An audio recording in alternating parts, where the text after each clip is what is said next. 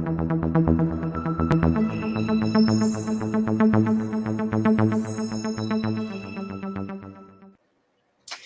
evening, ladies and gentlemen. Welcome to News and Views with Dr. Moby and Viki. How are you doing, Viki?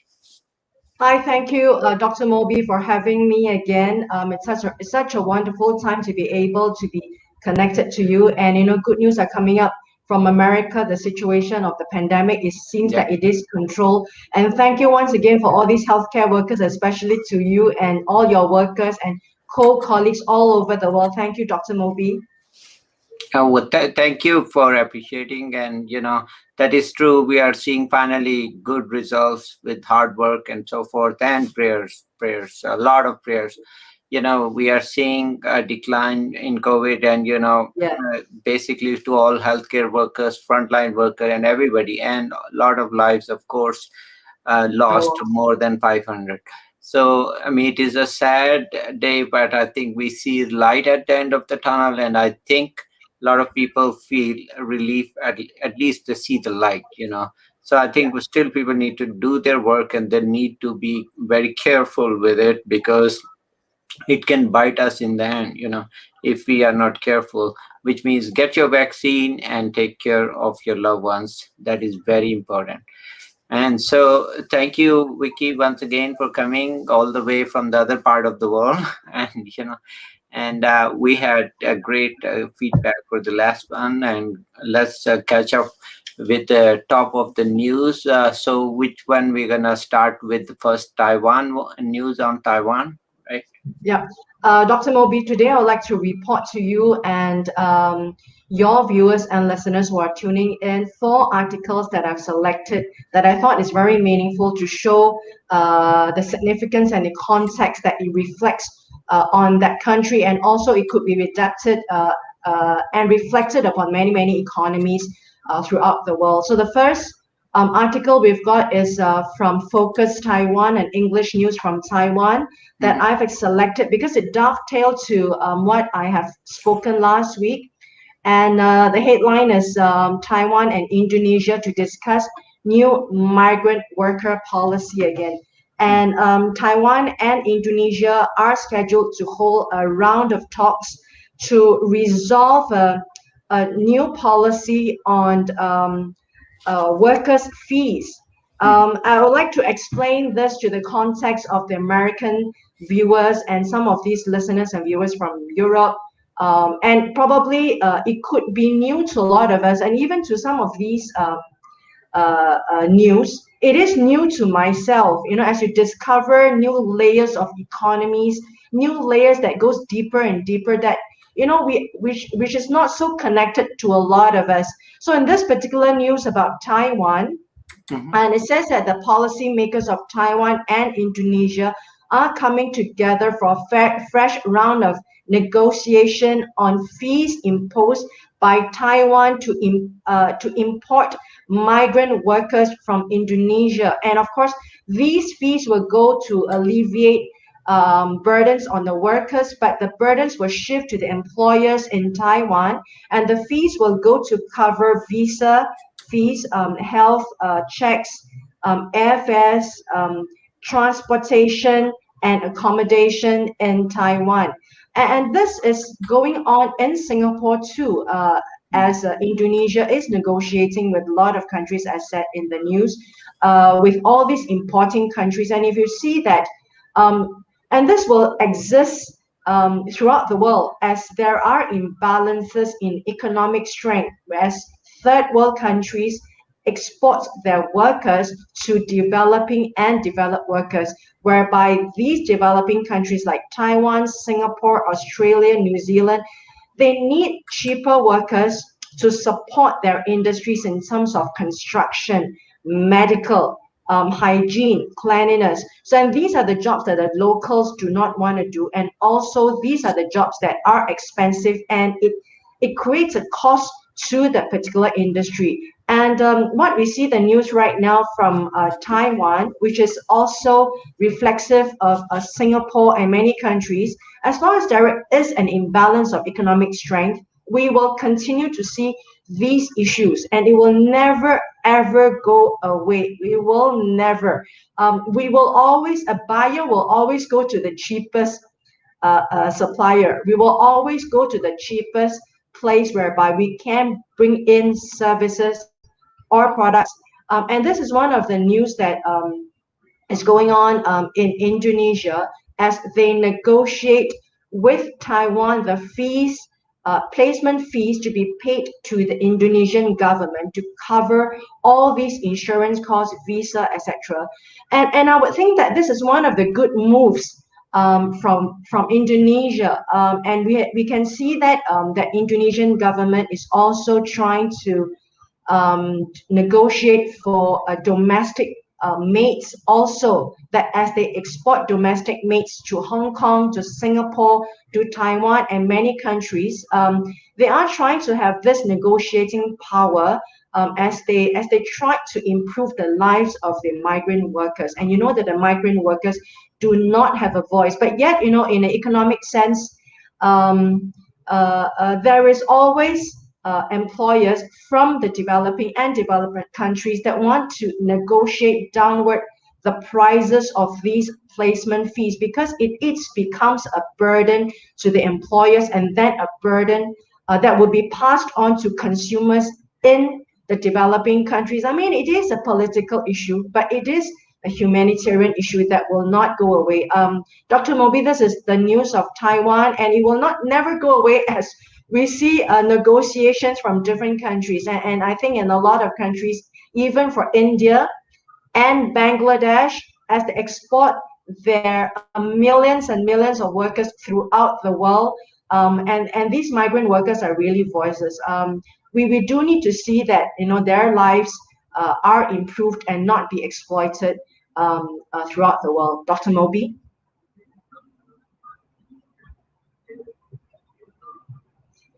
Yeah, we can look at the next news that is about South Korea. Mhm. Okay, one second. Let me put that in. Okay.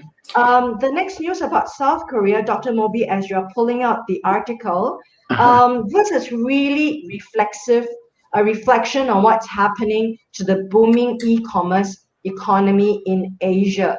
And this article is from insider.com. It says that exhaustion and punishing hours and few job protections have led to the deaths of 17 delivery workers in South Korea. And if you Mhm. look at the news, Dr. Moby and listeners and the viewers, it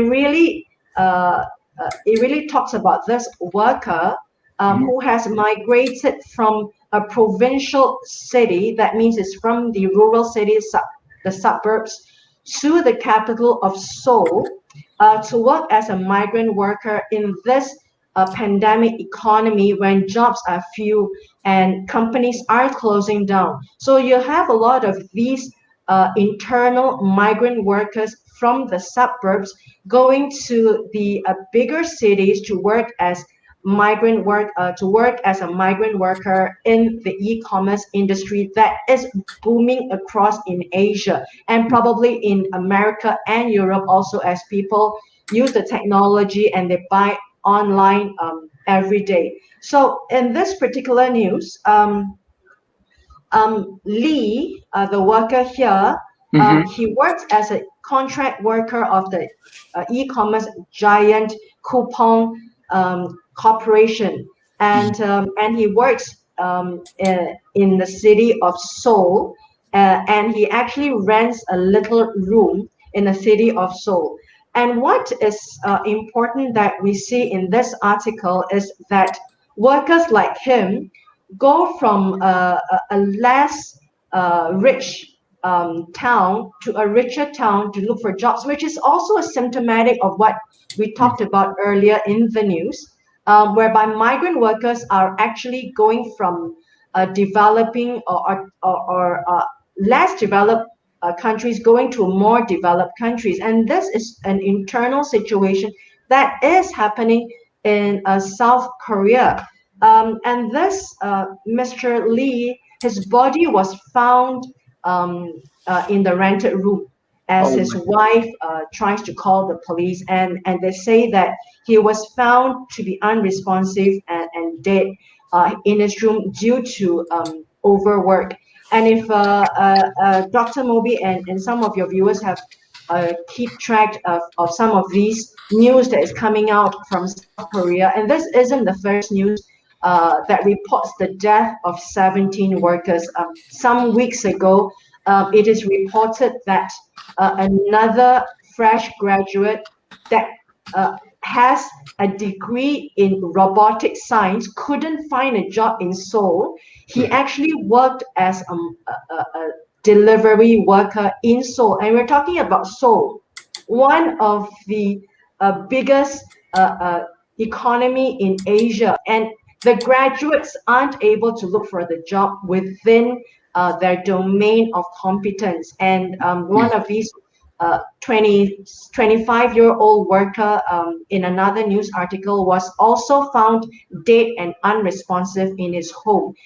He was a robotic science graduate who couldn't find a job in robotic science in the pandemic economy, and the parents actually saw him working over 12-hour punishing hours of the day throughout these months of the pandemic era. So we're talking about in Asia in this e-commerce booming at times whereby people are in lockdown, and the only jobs we find are actually just delivery drivers, truck drivers who are delivering, and it is um, a worrying sign because delivery drivers, delivery workers, like in Singapore, they aren't protected under the labor law. They are just seen as contract workers with little insurance, with little benefits, and yet they are being paid by the gig.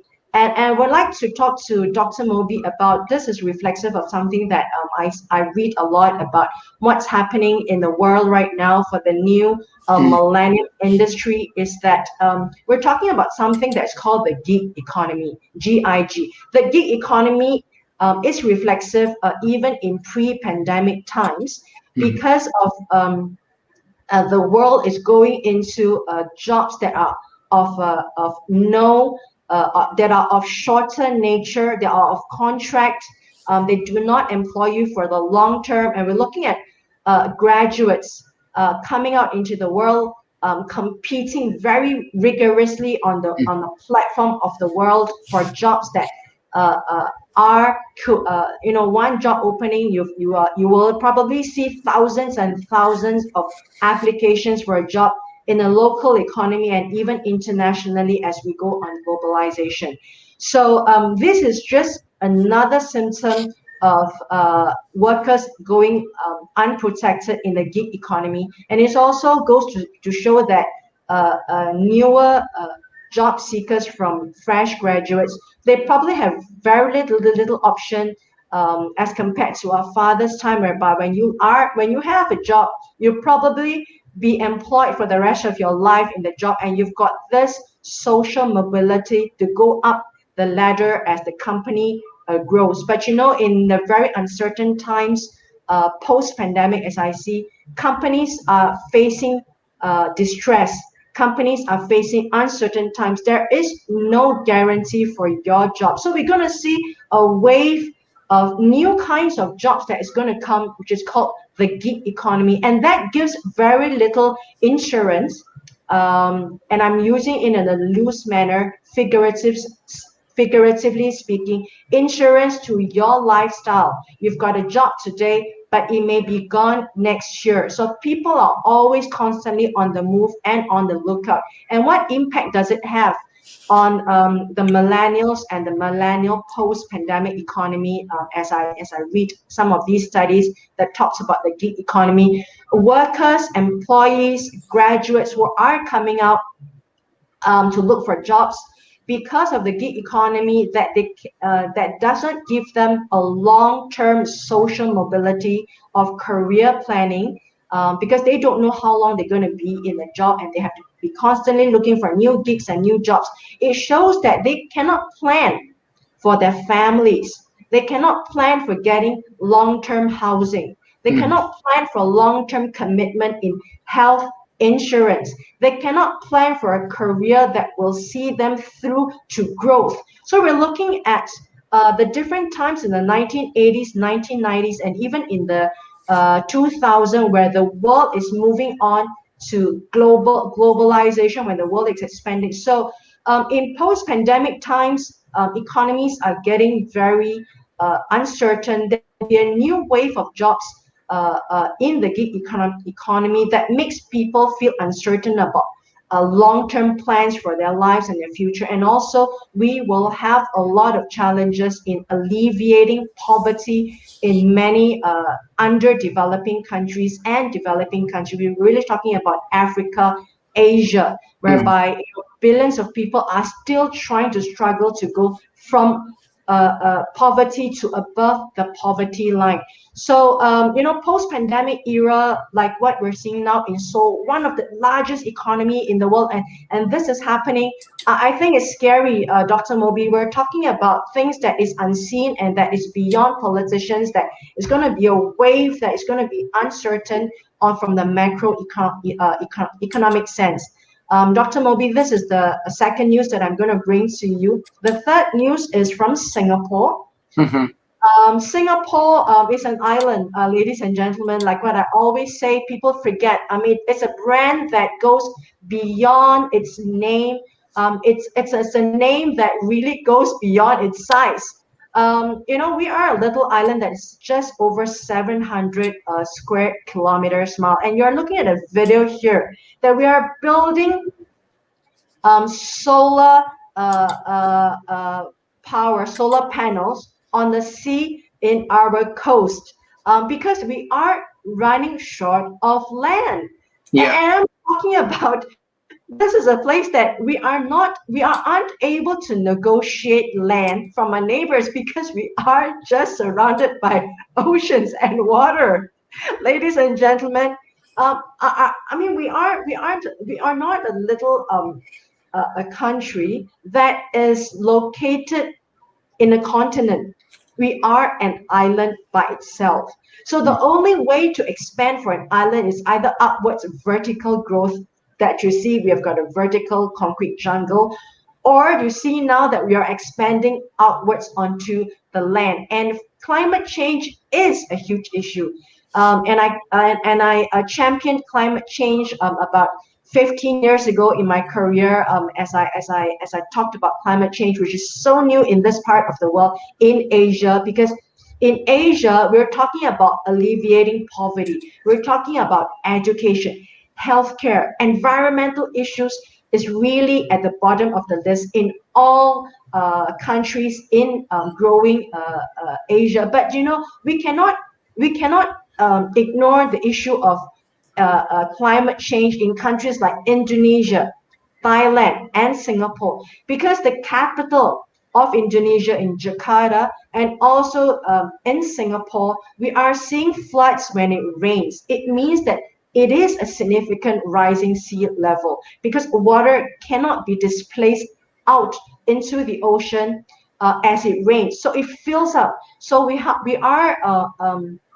investing. We have placed about 100 billion of dollars in the next years and the next generation for mitigation of climate change effects in Singapore.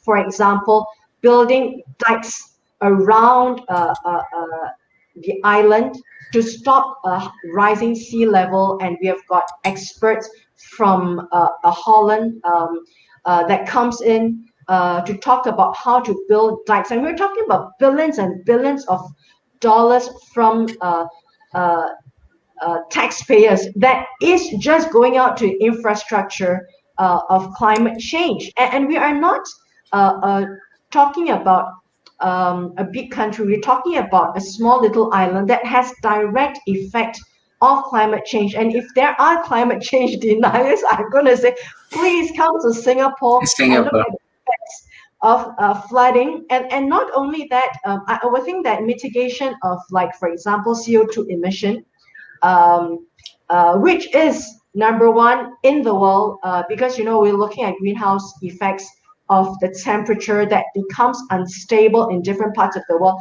Either it goes to extreme temperatures or it becomes global warming in different parts of the world. And as um, the Arctic melts, the ice melts, the sea level in Singapore, in this part of the globe, is going to rise. We can't run anywhere because there is no inland for us to migrate. So Mm. we are looking at real situations in the world, and especially for climate change. And we are actually trying to reduce our CO2 emission by using renewable energy, where you saw in the video. We are trying to build as much as possible solar panels on top of the buildings and solar panels in the ocean to mitigate CO2 emission from burning of fossil fuels. But Dr. Moby, Singapore is just a drop in a huge ocean we're talking about.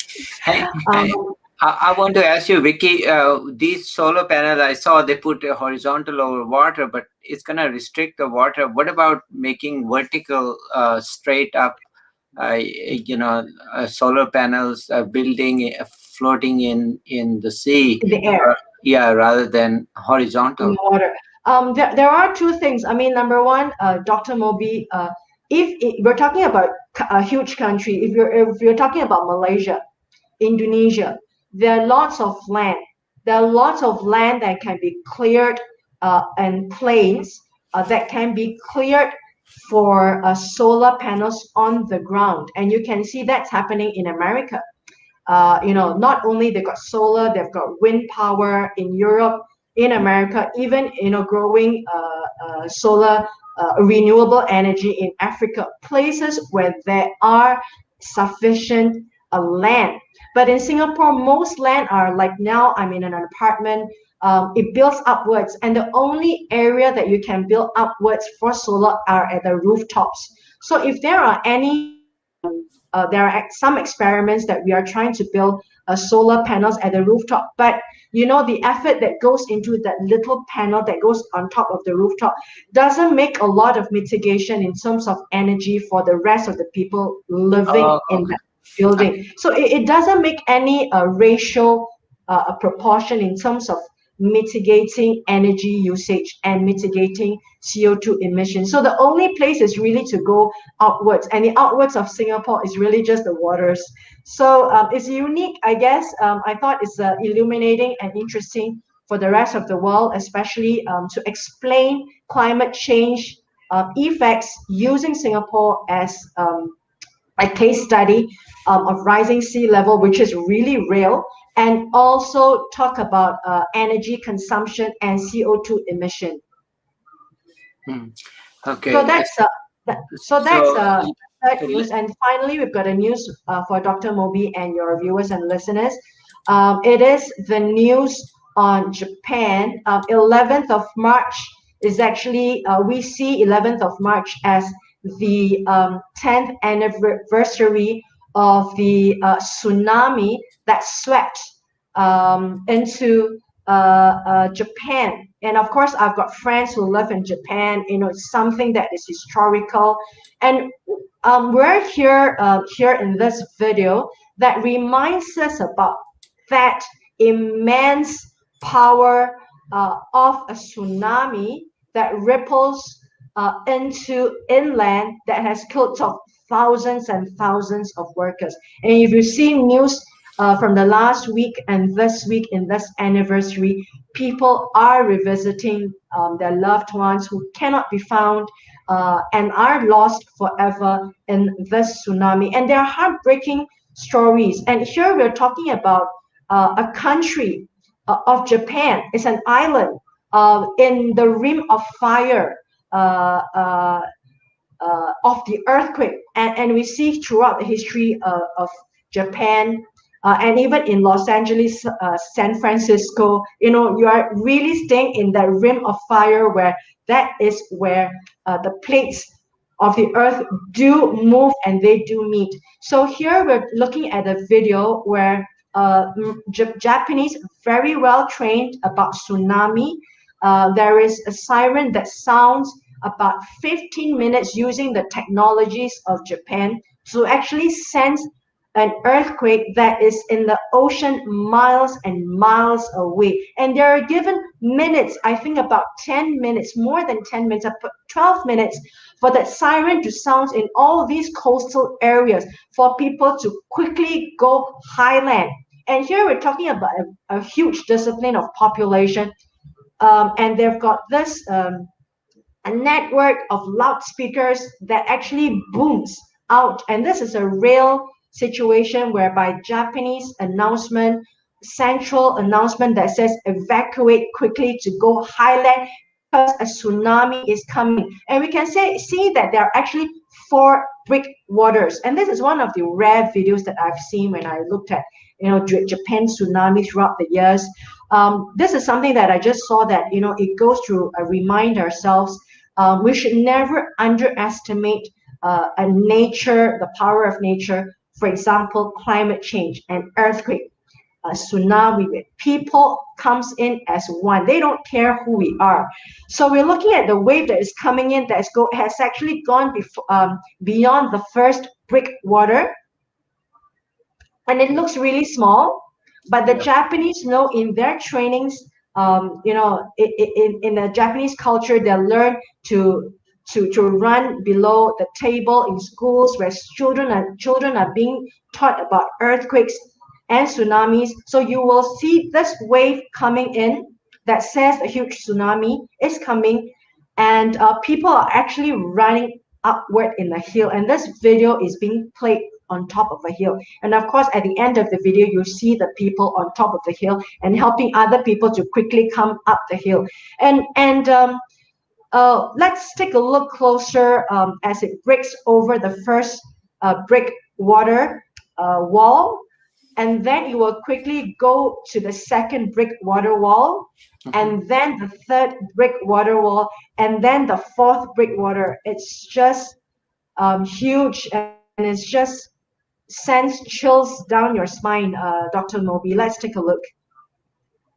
So as we are taking a look at the tsunami, let me report also about the other double whammy facing Japan. That is um, the Fukushima nuclear station. Let's take a look. The water now that is breaking from the first, second, and now it's gone beyond the third. Now it looks really small because we are looking from a video that is really far. But look, this is the fourth breakwater we're talking about. You can see the fourth breakwater is so high up there, and you can see the road below the car, and you can see almost the wall is 4 meters high as the cars are traveling. And we're looking at the waters that this is the first wave, Dr. Moby. We're looking at the first wave, and the first wave is already crashing to the fourth Oh yeah. wall already. Wow. And this is the immense amount of water, and the cars are really below that breakwater, and the water is going beyond the fourth wall of the breakwater. Look, Dr. Moby, this is the first tsunami that comes, and it has gone cross over the fourth water over the embankment onto the roads there. I pray that the people has left, and you will hear whispers from beyond the video that they hope that the children have left, and they hope that children have left the city. Look at this immense power of the tsunami, Dr. Moby. It has crushed. Um, it has crushed, and we're talking about very stoic Japanese people that they say hell is here, hell is coming. Um, Dr. Moby, this is just immense. I mean, as I watch this again and again, and all this, it Oh is, yeah. there's no words to describe how the Japanese have suffered earthquakes and tsunamis throughout their whole history. Um, and this is not the end. A second wave of tsunami is coming in the next a few minutes. Mm. And as we commemorate, ladies and gentlemen, the 10th anniversary of the tsunami, we're looking at more tsunami that's coming that is going to sweep the people out, and houses out, and as it crashes, uh, even collapses all the concrete buildings. So, Dr. Moby, 30 minutes of news for you as we commemorate and wish all the best to our Japanese fellow global citizens in the world, as many people are mourning about families, people who aren't found um, uh, and disappeared in this tsunami. All these blessing to Japan, and also we're talking about Fukushima, another situation where um, Fukushima, the nuclear plant. For 10 years they've been trying to build all these radiation water that fills up the many of these water tankers. But the latest news that I've read a couple of weeks ago, they aren't able to hold these billions and billions of tonnage of radiation water anymore. They have decided to release out the radiation into the waters. So I'm not quite sure what news comes up from there. It seems that there's very little news about Fukushima plant, but the Japanese government have decided to release the radiated water from the Fukushima plant into the sea. And I think this is going to be another environmental disaster. And if I've got more news on that, ladies and gentlemen, Dr. Moby, I will share with people about the radiation water that's going to be released out into the ocean. Thank you, Dr. Moby. These four news for you, Dr. Moby. Yeah, that is, oh my God, excellent coverage, and what a thorough, report you presented. Thank you for educating all of us, and God bless you. You're doing phenomenal work, and keep up the good work. Thank you, Vicky, once again for coming and Thank you, Dr. telling. Moby. Let us just wish humanity cross over the chasm of the pandemic safely in 2021, and all the best to you, the listeners and the viewers. From sunny Singapore, you can see the sun is shining. Thank you. Bye. See you next Bye. week. Take care. Bye bye.